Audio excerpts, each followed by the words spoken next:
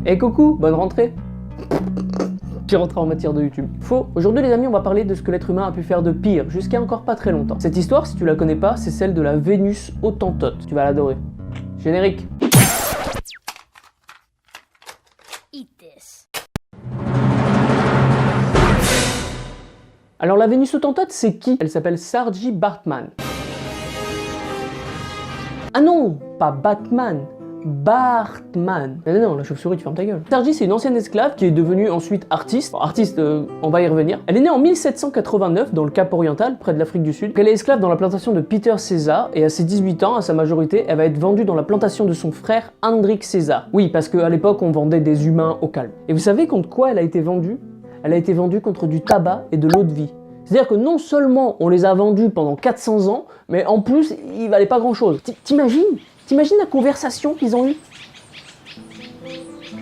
Peter, elle a l'air de pas trop gambader ta négresse. C'est dans quelle région qu'ils se vendent avec des pattes plus courtes comme ça? Ah, j'ai eu ça il y a presque 20 ans, je ne m'en souviens plus. Est-ce qu'il te reste du tabac à pipe?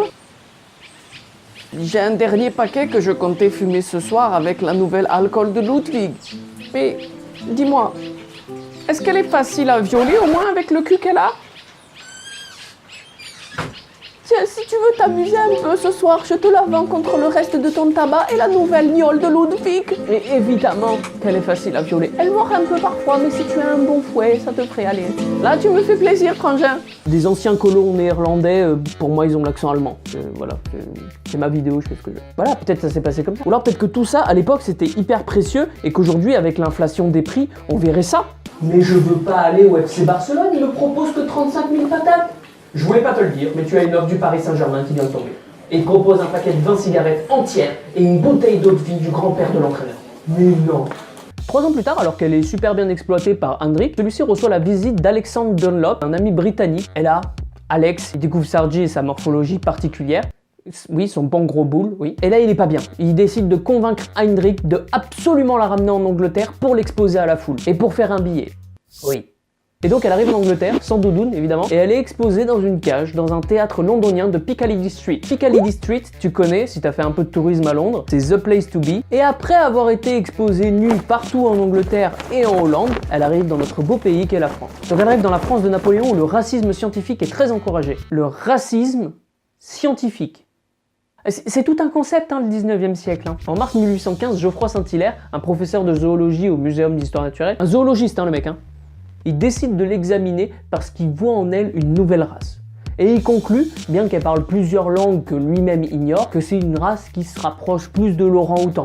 Évidemment, elle meurt de froid à la fin de l'année 1815, parce que bon, on met une veste à un humain, mais pas un orang-outan. C'est prouvé scientifiquement. Ah, c'est Geoffroy qui l'a dit, Geoffroy, zoologiste... Non. Donc bon, meurt de froid, tant pis. Puis quoi encore? Je vais couvrir mes chimpanzés? On est où, là? Geoffroy Saint-Hilaire.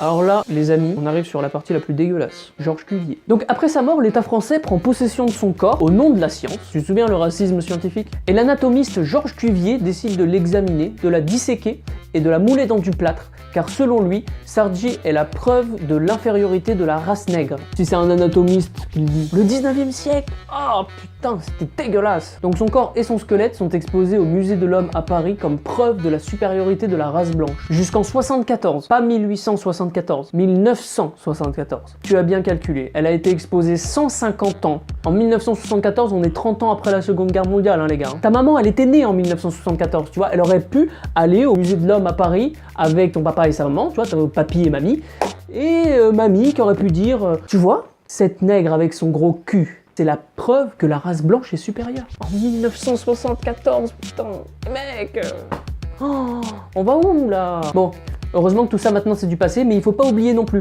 c'est pour ça que je suis là pour te le rappeler. Et comment ça s'est conclu cette histoire? Ça s'est conclu grâce à Nelson Mandela qui en 1994 à sa sortie de prison, il en a fait une priorité nationale de ramener la dépouille de Saartjie en Afrique du Sud pour lui offrir des obsèques dignes de ce nom, quoi. Parce qu'on n'empaille pas des gens pour les mettre dans des musées, putain. Enfin, une histoire pour terminer ce journal, celle d'une très vieille dame. Il s'agit de la Vénus Hottentote, morte en 1816. Eh bien, sa dépouille mortelle vient d'être rendue officiellement à l'Afrique du Sud après avoir passé près de 30 ans au Musée de l'Homme à Paris. C'est le résultat de plusieurs années de bataille.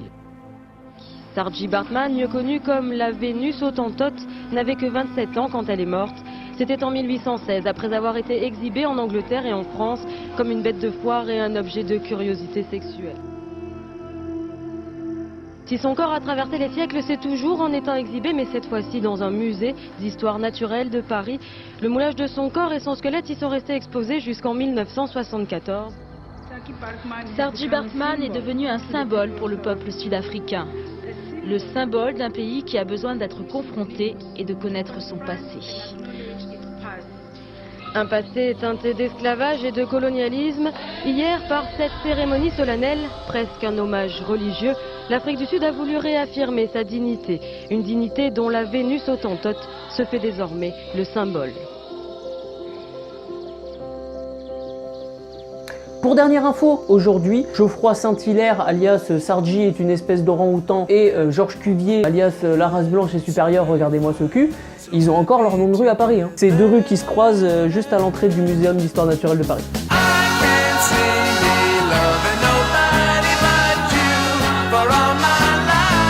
Je veux bien que ce soit des Français qui ont fait des trucs cool et tout ça, mais c'est quand même une belle tâche dans le CV. Expert en animaux...